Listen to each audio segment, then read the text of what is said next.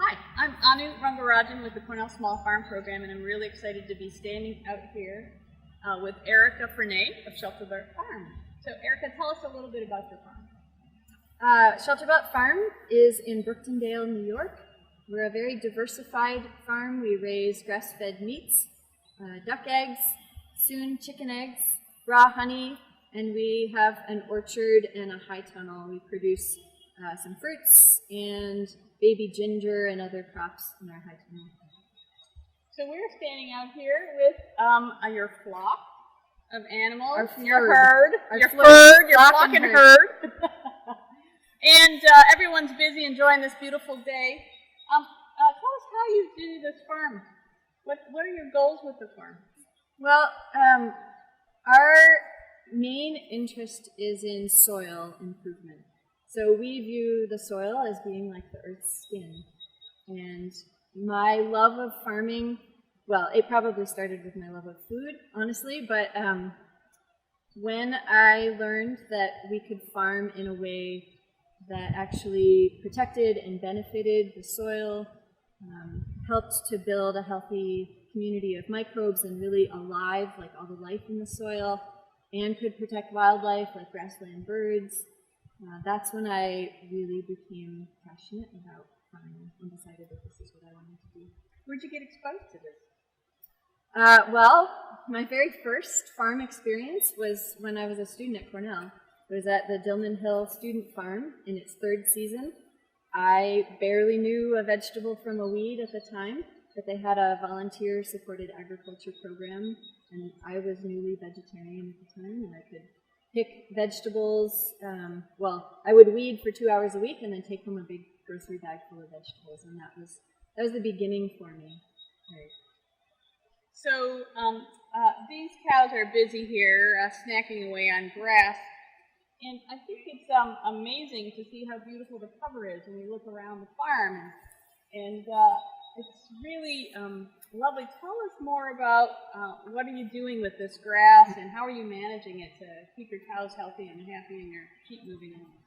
So we practice a type of grazing that has lots of different names. Sometimes it's called management intensive grazing or holistic planned grazing. And basically the idea is that we are focusing on the soil and what the soil needs in order to stay covered, because as long as soil is covered, it's protected from the sun drying it out, it's protected from when raindrops fall, if they hit bare soil, they can wash that soil away and create erosion problems.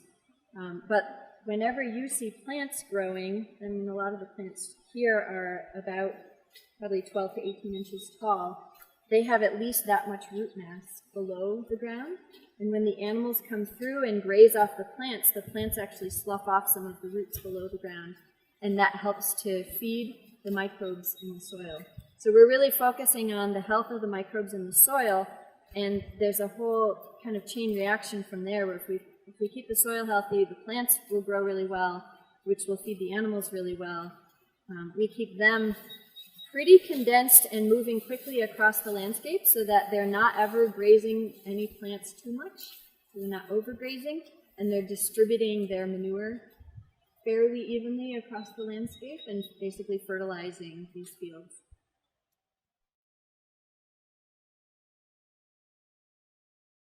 How long did it take you to get this sort of pasture, and what was it like when you moved here? Well, when we got here in 2010, this land had been sitting for 30 years unmanaged. So here in the humid Northeast, that means that it was pretty completely overgrown with brush. There were massive thickets of wild rose, lots of big honeysuckle. The soil surface itself was covered 50% with moss, and lots of undecomposed stems sitting on the soil surface. It was pretty wet, poorly drained, and acidic. Lots of strawberry growing, and some goldenrod, and a whole lot of knapweed also. So these species weren't here when you started? No, there was no grass and no legumes like clover or birdsfoot trefoil or anything. And so, what did you do? We started out by bringing in pigs and chickens and turkeys, because even if you keep animals that have a single stomach like that on pasture, they can't subsist solely on grass and forage. So you have to still supplement their diet with other things. So we were feeding them a mixed ration of corn and soy grains at the time. But we viewed that input, we had to buy in the grain, but when it went through the animal's body, it came out as fertilizer. And so we would mow a small area and then run the animals through it really intensively, moving them every single day. And it was absolutely amazing to see the transformation from that really brushy soil covered with moss. So the digging action of the pigs and the scratching and pooping of the poultry just totally transformed it pretty rapidly, like in 2 years. So when we look down here, I don't see any more moss. I mean, I don't see any sign of moss at all. No, we still have places on our land, because right now we're sitting on a leased field that was in slightly better shape than what our land looked like when we first got there. So we still do have some moss, but every year it gets better. Every year there's less knapweed, there's more grass and legumes. And so we have done a tiny bit of frost seeding of clover now, but in the beginning, in those first few years, we didn't do any liming, we didn't put down any seed. It was just what we were seeing come up was literally already in the soil, and it was just waiting for the right conditions to emerge. So one thing that you've mentioned to me in the past is that the animals are a really important part of how you brought this farm back home. Can you talk a little bit about what animals do and how, as far as their impact physically? Because I think people think a lot of animal agriculture as having a negative impact, and maybe that can happen. But in your farm, they've been a critical component of what you've been able to do here.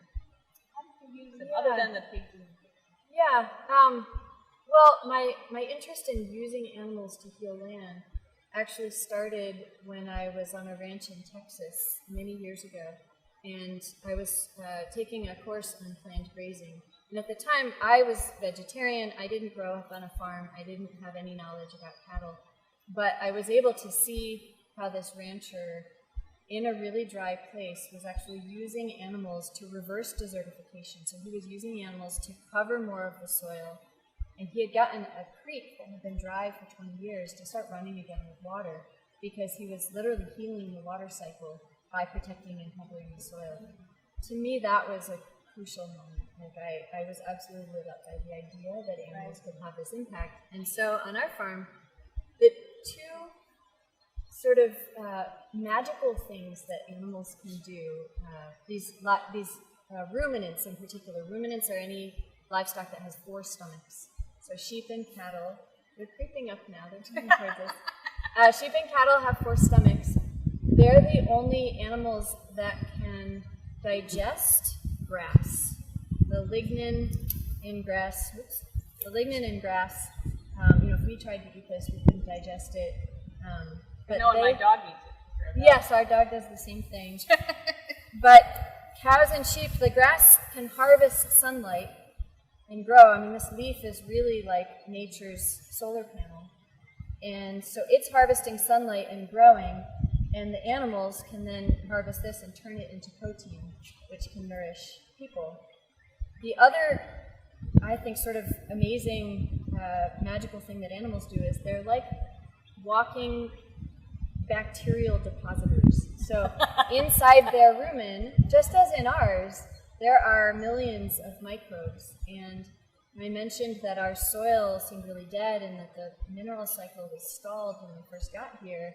It hadn't had any fertility applied to it in decades, and the stems and dead plants that fell on the soil surface, they weren't getting broken down because there was nothing to decompose them. There was no microbes, no fungus to decompose those stems. But every time these animals make a deposit from their back end onto the pasture, not only is it fertility, but it's also a packet of microbes. And as long as we can keep those microbes happy, then we can keep building soil and building more health in the soil. The other thing that happens is when the animals graze off, the top part of a plant, these plants have about as much root mass below ground as they have above ground. And so when the plant gets eaten on the top, it tries to balance itself by sloughing off some of its roots. And those roots then get broken down by the life in the soil and provide food for the life in the soil.